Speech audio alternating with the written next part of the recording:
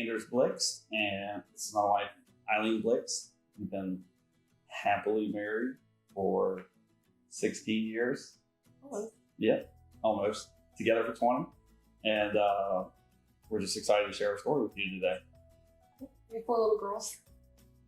They're aged 4 to 9 years old, so our life is always kind of crazy and chaotic. Yep, but I guess July of 2019, our life changed big time. So why don't you share that? Yeah, it was July 10th. We live on a farm. At the time it was 100 acres. We have more now, but I had a couple of horses. We were living in the camper. Our house was being built, and just it was fun and it was wild, and I could do anything that I felt like I wanted to do. It was just a regular day. About halfway through the day, I was out letting the horses munch some grass, and I'm like, I do not feel well. I've got to go. So I go inside, and I was the most violently ill that I have ever been for about 45 minutes. I broke out in this horrible sweat that just drenched my clothes and my hair, like a puddle on the floor. It's the first time in my life I've ever needed to call the EMTs for anything. And I call Anders, and he rushes home. So I'm like, something is not right. And since that day, up until a few months ago, nothing was right. I had those severe head pressure. It was hard to walk. I was so tired I couldn't sit and hardly hold my phone up. It was hard to do that. About a month into it, I got to where I couldn't walk. My legs just would not fire properly. And we were going to doctors all through that first month of it, trying to figure it out. But the day after I couldn't walk anymore, we went to the ER. And I just remember crying all day because I didn't want to go, because I didn't want to hear what they were going to tell me. But I knew I was likely going to get an MRI because we'd seen a cardiovascular doctor already, and I think we might have already seen an immune doctor. Been to the general practitioner probably almost weekly since then, because I didn't have any strength. I was so tired and exhausted. So I knew when we were going that I wanted to spend that time in the MRI tube to pray and talk to God. I didn't want music, I didn't want anything. I wanted to pray and talk to Him. So as soon as I get in there, I ask Him, why am I so upset about this? Why am I crying? What was so neat is before I had struggled really badly with depression to the point of being suicidal. And I realized in that moment with God that I wanted to live. I wanted to see my children grow up, and I wanted to be with my husband. And in that moment, God healed me instantly of that mental depression that I had. And I made a promise to God then. I didn't care what was wrong with my body or what happened. I was so grateful and thankful for that initial healing, that I would do whatever He needed me to do after that in life, to suffer or whatever it was, to be healed. It didn't matter to me. I was already so thankful. I told people I'd already been healed then at that moment. So we left there, and it was just, it was amazing to me. My spirits were automatically lifted because I'd already received the healing that I needed and didn't even realize that I had needed. It took about another 2 months of in and out of doctors and doing a lot of online research to realize that I had Lyme disease. And getting a diagnosis within 3 months is actually kind of quick in the Lyme community. We found a specialist in DC because the regular doctors won't treat you for chronic Lyme. They want to give you 2 weeks of antibiotics and say you're better, but I wasn't any better. So we went to them, and I was a candidate for IV antibiotics. So we did 9 months of IV antibiotics. It was my nurse right there. He did a fabulous job. I didn't know I could love him any more than I did, but it was neat seeing him take care of me the way that he took care of me. It just grew our relationship together. Those first few months are still a big haze to me. I don't remember most of it because I had the Lyme so severely in my brain. It felt like I was intoxicated pretty much all the time. Your vision is crazy. It's delayed.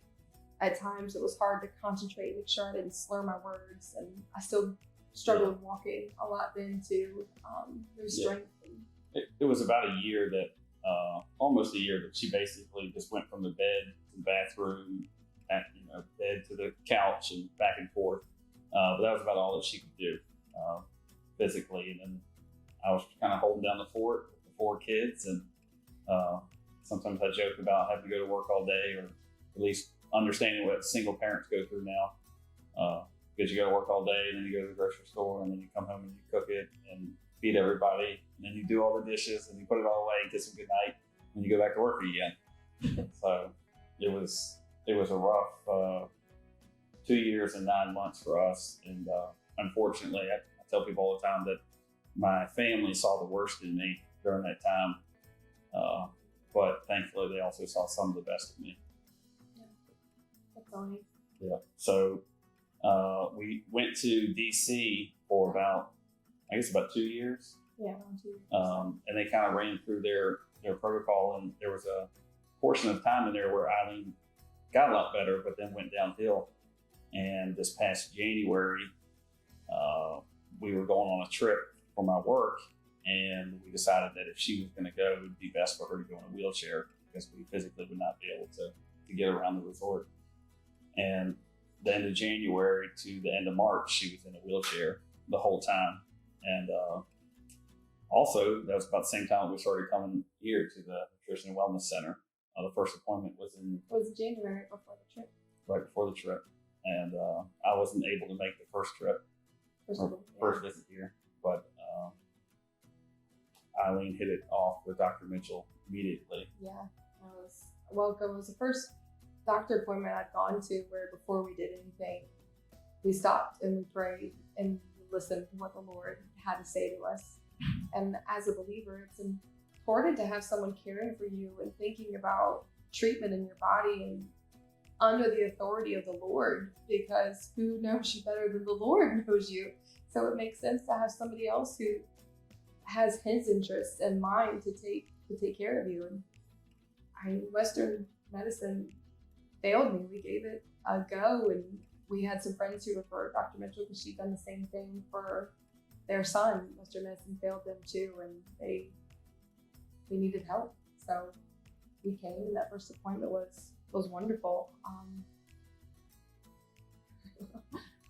Yeah. So they kind of talked about the procedures that Eileen had received in the previous 2 years, and then made some changes. And Eileen and I went home, and we had several books on Lyme disease and different medicines, and we're like, do we do what Dr. Mitchell said? Do we do what the book says? Do we do what the DC doctor said? And we're kind of in this transition about what do we do and where do we go and how do we do it? And I was like, well, things can't get any worse, because you're in a wheelchair and you're feeling bad, and you've done all the antibiotics. So I was able to come to the second visit, and things went very well. We really enjoyed, I really enjoyed being able to put the blood sample up on the screen and see the results, and definitely the prayer and just the awesome guidance and atmosphere that happens here. It's unlike any other doctor I've been to, for sure. So in the same time, as Eileen told earlier, we live on a farm, and I kind of started getting this feeling that we were going to have to sell the farm and move back to New Kent, closer to where our church is, because they were helping take care of our house and our 4 kids, and I'm still working a full-time job. And I just started asking God to tell us what to do, because we were living on our dream farm and doing our things, but the dream wasn't being realized. So I was taking care of the family, and Eileen was just trying to take care of herself, and that's not why we went to a couple 100 acres, and we were getting rid of animals, and I wasn't hunting and fishing. And I called up my pastor and I said, hey, can we have a meeting? He said, yeah.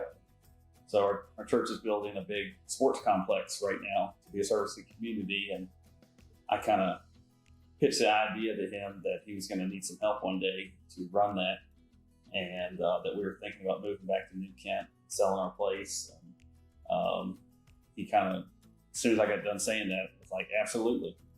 If you want to do it, you're in. It's like, okay. So I went home and kept praying on it, and it just got louder and louder and louder. And about 2 weeks went by.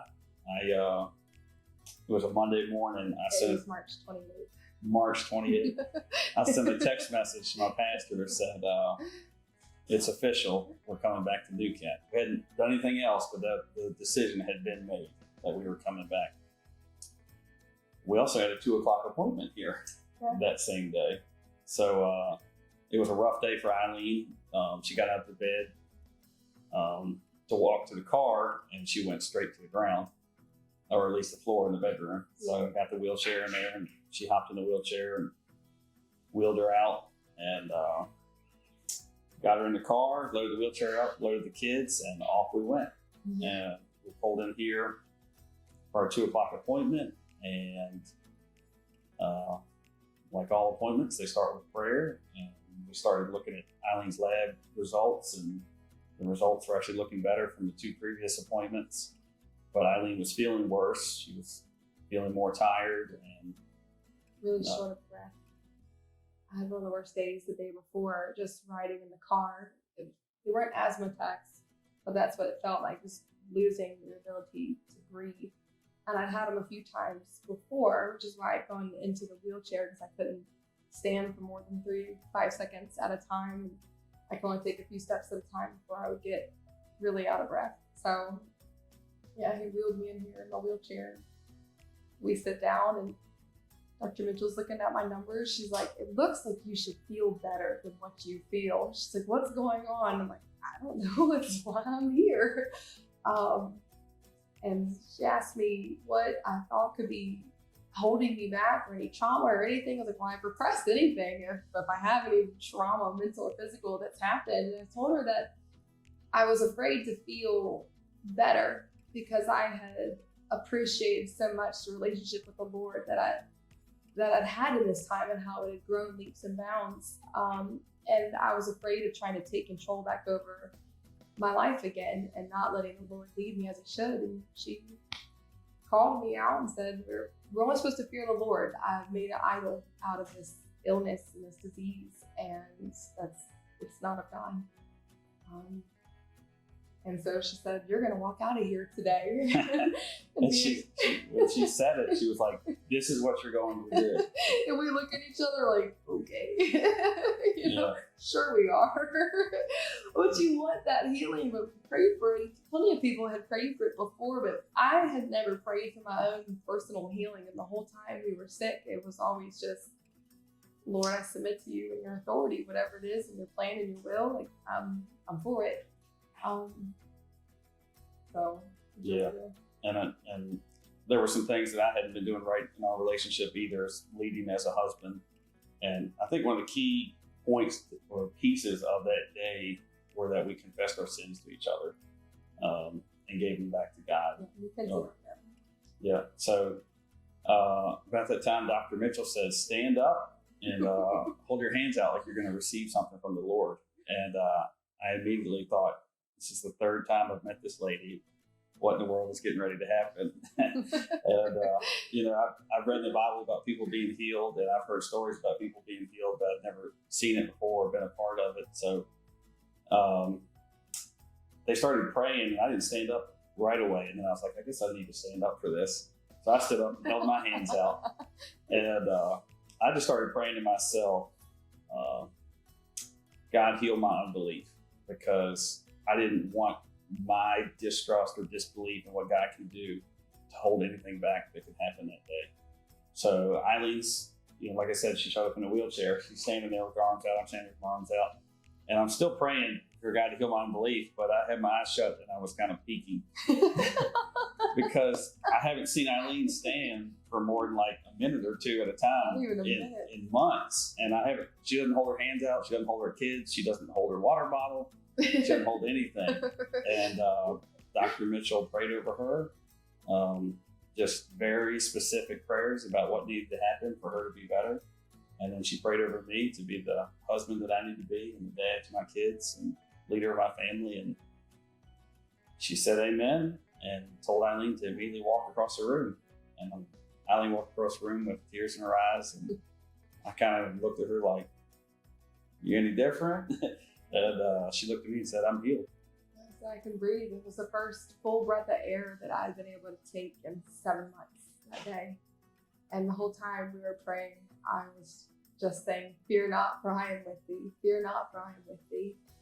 And then I stood in the office like another 15 minutes after I received the healing, and we talked, and then I held the door open for him so he could wheel the wheelchair out, and we talked some more in the lobby area. And then I held open some more doors so he could wheel the wheelchair out and wheel to our kids, and I got to hold our children. She hadn't held our kids in years. And 3 years I haven't been able to pick them up and hold them. And I got to hold each of them right there in the car. And they're like, "What? What's happened?" I was like, "I've been healed, girls. The Lord has chosen to heal us today, and I've accepted it." And yeah, our oldest daughter said, "I kind of thought that God was real, but now I know that He is real." It was awesome. So we left, and we had to get to soccer practice, so we stopped and ate the Lord's chicken on the way at Chick-fil-A.